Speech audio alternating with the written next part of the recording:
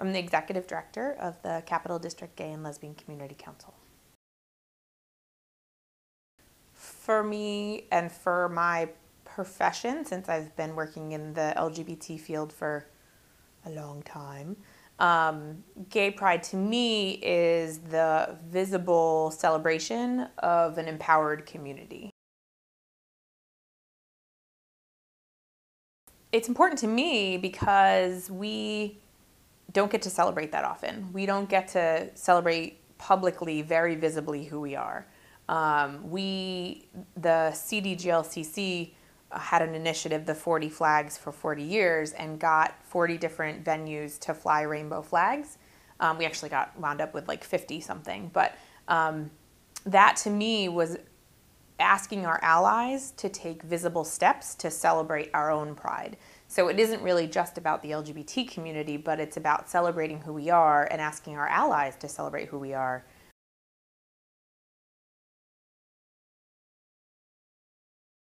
We always say that the modern gay rights movement started with the Stonewall riots in 1969 in New York City. And, you know, there was lots of other movements prior to 1969, but 1969 is pointed to as a turning point for our community because it was the first time that we were visibly out there as a community, really demanding our rights, demanding full equality.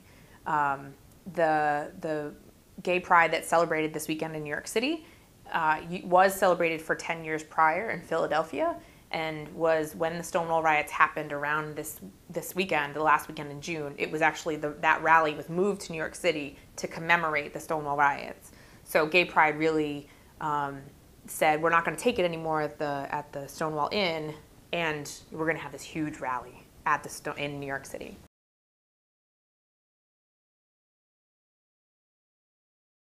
We as a community, LGBT community, are not like other aspects of diversity that are more monolithic, right? So when you talk about racial diversity, you can talk about different races of people, whereas the LGBT community comes across all races.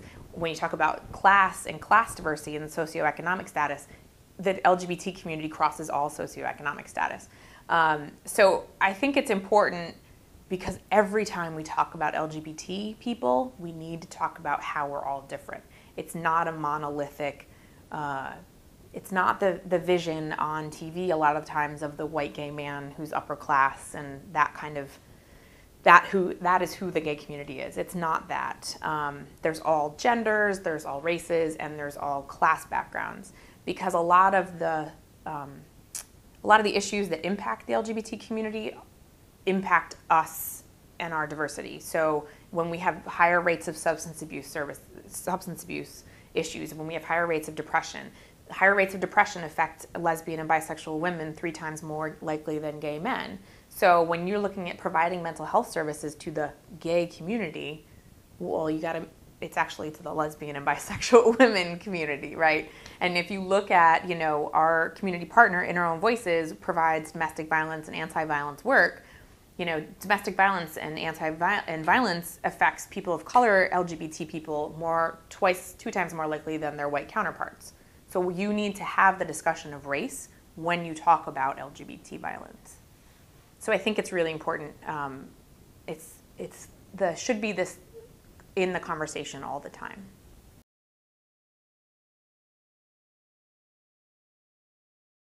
Well, I think there's 2 feedback that we hear all the time.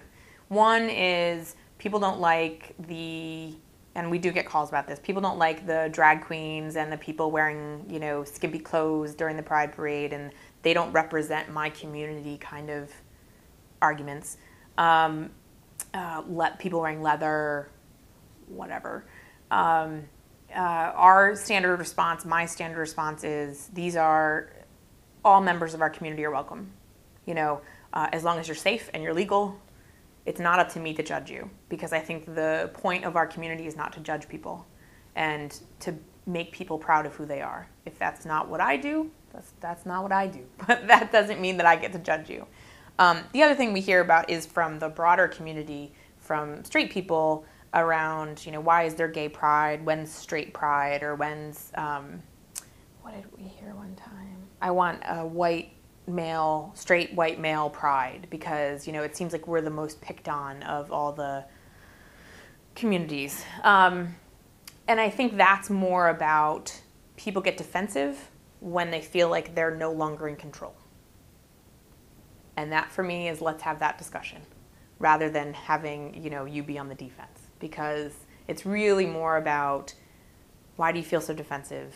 And you don't need to come to gay pride. Not everybody needs to come. People who want to come can come. And if you don't like it, don't come. That's fine, but it has a right to exist. And it's, there's the Puerto Rican Pride Parade, there's the whichever. And, this is a very culturally rich community. So let's celebrate all the different parts of it.